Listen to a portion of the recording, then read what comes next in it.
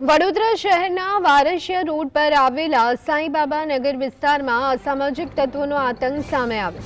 અજાણ્યા યુવકો દ્વારા પાર્ક કરેલી એક કારને આગચંપી કરી દેવામાં આવતા કાર સંપૂર્ણપણે બળી અને ખાખ થઈ ગઈ। આ સમગ્ર ઘટનાના સીસીટીવી ફૂટેજ પણ સામે આવ્યા છે। પોલીસે ફૂટેજના આધારે તપાસ શરૂ કરી। વારસિયા પોલીસે આરોપીઓને પકડવા માટે વધુ તપાસ હાથ ધરી છે।